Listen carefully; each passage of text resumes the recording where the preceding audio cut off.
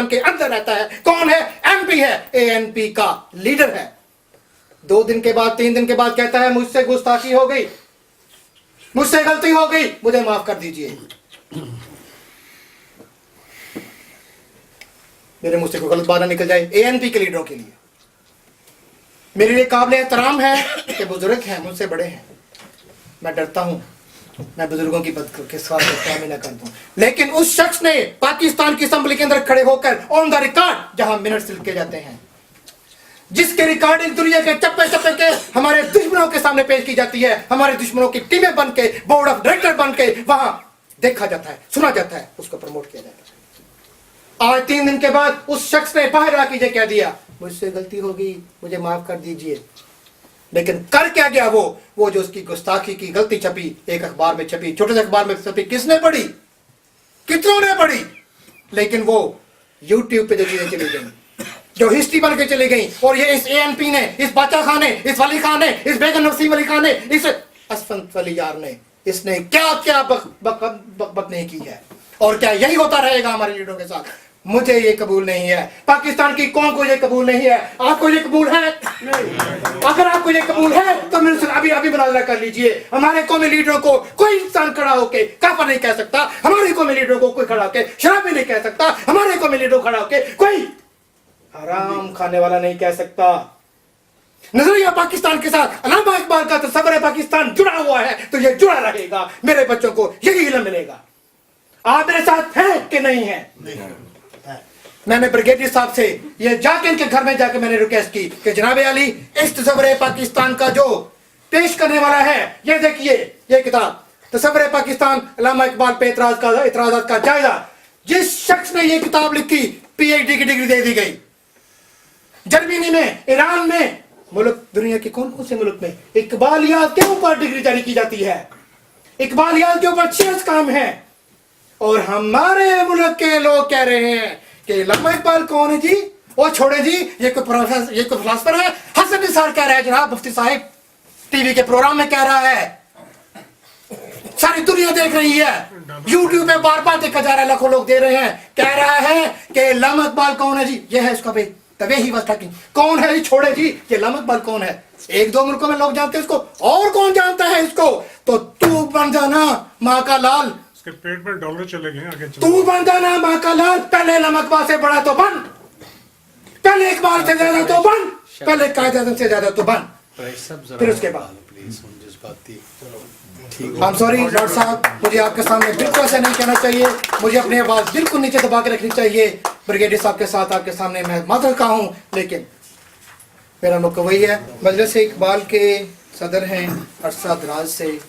برطانیہ میں اقبال کی شاعری کو, اقبال کے پیغام کو زندہ رکھنے والے چلتے پھرتے میرے لیے ایک علامہ اقبال ہیں, میرے استاد محترم بھی ہیں. میں دعوت فکر دوں گا پروفیسر شریف بغاز صاحب سے کہ اپنے خیالات کا اظہار کیجیے اقبال کا پاکستان. نحمدہ و نصلی علی رسولہ الکریم, اما بعد فاعوذ باللہ من الشیطان الرجیم, بسم اللہ الرحمن الرحیم. جناب صدر, مہمانان گرامی اور حاضرین کرام, السلام علیکم.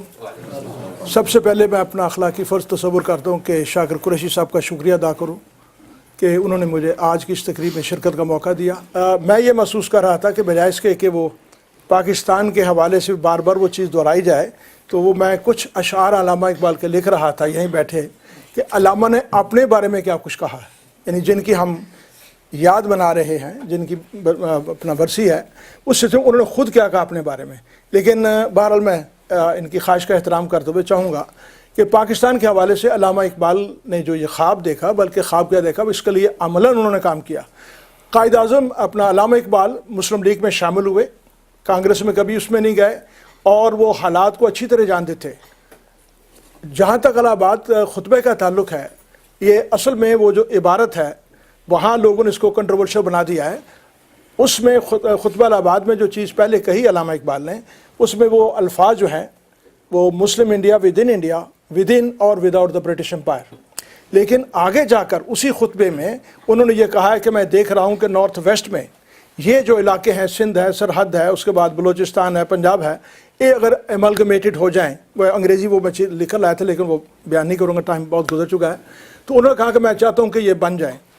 اصل میں جو چیز ہے وہ لوگ اعتراض کرتے ہیں وہ یہ ہے کہ مسلم انڈیا ود ان انڈیا اور ود ان اور with out the British umpire. علامہ نے جو بات کہی اس زمانے کے جو حالات تھے، انہوں نے چونکہ معلوم تھا کہ مسلمان منظم نہیں ہیں، تو وہ انہوں نے بڑی حکمت عملی سے کام لیتے ہوئے یہ کہا کہ چلیں ہندو یا اگر مطلب انگریز چاہتے ہیں کہ ہم ان کے ساتھ رہنا چاہتے ہیں، لیکن شرط یہ رکھی کہ ہمارے کلچر کا تحفظ ہوگا، ہماری جو ثقافتی اقدار ہیں، مذہبی روایات ہیں، ان کی اگر ہمیں ضمانت دیں گے تو ہم اس میں صوبہ بنانے کے لیے تیار ہو جائیں گے۔ لیکن معلوم تھا کہ ہندو ذہنیت ایسی نہیں تھی، جو غلام رہ چکا ہو اور کئی صدیوں تک غلام رہ چکا ہو تو وہ گوارا نہیں کرتا، بلکہ وہ چاہتا ہے کہ جو ان کے حاکم رہے ان سے انتقام لیا جائے۔ ان کی یہ خواہش تھی جس کو چودھری رامز علی نے برٹش بنیا کا الائنس کا نام دیا ہے، کہ یہ ان کی اور ان کی دونوں کی ملی بھگت تھی کہ مسلمانوں کو ہم آگے بڑھنے نہ دیں۔ چنانچہ ان کو پسماندہ رکھا گیا۔ علامہ اقبال کے سامنے وہ تمام حالات تھے اور ان کو دیکھتے ہوئے انہوں نے وہ جو بات کہی، لیکن بعد میں انہوں نے کھل کر بات کہی۔ سوال یہ ہے کہ اگر ایک آدمی ایک بات پہلے کہتا ہے اور اس سے بہتر وہ نظریہ جو ہے، وسیع تر نظریہ بعد میں پیش کرے، تو اس میں حرج کیا ہے؟ کیا ہماری زندگی میں ترقی یا اس میں تبدیلیاں نہیں آتی؟ لگاتار اس میں تبدیلیاں آتی ہیں، ارتقاء ہوتا ہے، ایولیوشن ہوتا ہے۔ ہم جب بچے تھے تو ہماری اس وقت باتوں کچھ اور تھی، جب ہم بلوغت کے دور پہ پہنچے تو کچھ اور ہوتی ہیں۔ تو بہتر جو چیز ہے، چینج تبدیلی آ جائے، اس کو قبول کرنا چاہیے۔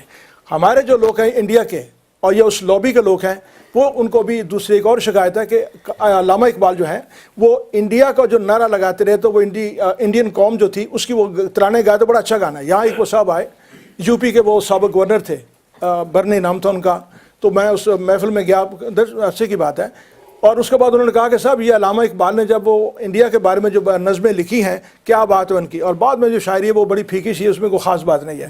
اور دوسری بات انہوں نے یہ کہی کہ یہ معلوم نہیں کہ علامہ اقبال نے فارسی میں کیوں کہنا شروع کر دیا۔ اس میں تو میں سنتا رہا، بعد میں انہوں نے جب میں نے کہا بھی کچھ چیزیں پوچھنی ہیں ان سے، بزرگوں سے پوچھ لیں، تو میں نے کہا صاحب یہ آپ تو اپنے آپ کو ترقی پسند کہتے ہیں، لیکن بڑے افسوس کی بات ہے آپ علامہ اقبال کی فکر کی پہلی منزل پہ آ کر رکے ہوئے ہیں، آگے نہیں بڑھتے۔ وہ تو پہلی منزل تھی فکر کی۔ علامہ نے چونکہ وہ وطن تھا، جیسے آپ کو گھر سے محبت ہوتی ہے، محلے سے، لوکیلٹی سے، شہر سے، ملک سے، تو اسی طرح وہ ارتقاء ہوتا ہے۔ علامہ اقبال چونکہ اس دور میں رہتے تھے، ہندوستان تھا، انہوں نے اس کے ذریعے اس کے بات کی، لیکن بعد میں جب علامہ اقبال نے محسوس کیا کہ یہ وطنیت کا جو تصور ہے، جس کی طرح میرے بھائی نے وہاب صاحب نے اشارہ کیا کہ وطنیت ہے، اس میں انہوں نے واضح طور پہ لکھا ہے کہ یہ جو نظم ہے یہ سیاسی مفہوم کے اعتبار سے میں کہہ رہا ہوں۔ وطن جو ہے وہ تو اس کا ہر ایک آدمی کو پیار ہوتا ہے، لیکن جب یہ ایک سیاسی مفہوم رکھتا ہے تو اس کے لیے پھر الجھنیں پیدا ہوتی ہیں۔ ہر ایک آدمی اپنے وطن سے پیار کر کے، یہ مختلف بت ہیں، یہ بھی ایک بت ہے کہ جس کی پوجا کی جاتی ہے، تو کوئی نہ کوئی بت تو چاہیے انہیں۔ تو علامہ اقبال نے اس لیے اس کی مذمت کی، اور اس سلسلے میں علامہ اقبال نے بڑی خوبصورت بات کہی۔ وہ اسلامی تاریخ سے حوالہ دیتے ہوئے کہا کہ از وطن آقائے ما ہجرت نمود، کہ ہمارے آقا اور مولا حضرت محمد صلی اللہ علیہ وسلم نے اپنے وطن سے، مکہ مکرمہ سے ہجرت کی، حالانکہ مکہ آپ کو بڑا عزیز تھا، اور جب آپ کو مکے والوں نے جانے پہ مجبور کیا تو آپ نے کہا کہ مکہ تو مجھے بڑا عزیز ہے، لیکن مجھے افسوس ہے کہ تیرے رہنے والے مجھ کو یہاں رہنے نہیں دیتے۔ تو یہ وطن سے کتنی محبت تھی، لیکن انہوں نے وہ اپنا جو دین تھا اس کو ترجیح دی، اور وہاں گئے تو علامہ اقبال کہتے ہیں کہ اک گائے قومیت مسلم کشود، اس طرح انہوں نے ہم پر مسلم قومیت کا راز فاش کر دیا کہ مسلم قومیت کیا ہے، کہ آپ ایک علاقے سے، ایک وطن سے آپ جٹ کر نہ بیٹھ جائیں، جہاں بھی جائیں مسلمان ان کا فرض بنتا ہے کہ اس کو بڑھائیں۔ تو یہ پاکستان جو تھا، علامہ اقبال شروع ہی سے مسلمانوں کے اندر غلامی سے نجات پیدا کرتے رہے، ان کو بیزار کرتے رہے اور اس کی تلقین کرتے رہے، اور یہ کہتے رہے کہ بندگی میں گھٹ کے رہ جاتی ہے ایک جوئے کا ماب، اور آزادی میں بہرے بے قرار ہے زندگی۔ یعنی غلامی میں انسان کی جو صلاحیت ہوتی ہے وہ بیدار نہیں ہوتی، نشو و انواع نہیں پا سکتی۔ جو محکوم ہوگا، غلام ہوگا، وہ ظاہر ہے اس کی دوسرے کی آقا کی بات تسلیم کرے گا۔ تو انہوں نے اس لیے مسلمانوں کو بار بار کہا وہ کہ یہ زندگی جو ہے یہ سود و زیاں والا معاملہ نہیں ہے، زندگی ہے وہ اس سے برتر ہے، آگے جانے والی بات ہے۔ تو علامہ نے وہ اپنا آزادی کا جذبہ مسلمانوں کے ذہنوں میں راسخ کیا، بیدار کیا، وہ زمین آپ نے وہ تیار کی۔ اس کے بعد یہ دوسری منزل آئی، اور انہوں نے وہ نظریہ جو پیش کیا اور واضح طور پہ کہا کہ صاحب میں دیکھ رہا ہوں، میری بصیرت اس بات کی گواہی دے رہی ہے کہ ان قریب مستقبل کریم میں ایک مطلب یہ خطہ ضرور یہاں بنے گا۔ تو وہ اشارہ تھا، وہ حکمت عملی تھی پہلی، لیکن اس بات کو پہلی کو بار بار وہ دہراتے ہیں۔ اور دوسری بات جو غلط فہمی پیدا کرتے ہیں وہ ایڈورڈ تھامسن جو ہے اس کا ایک لیٹر ہے۔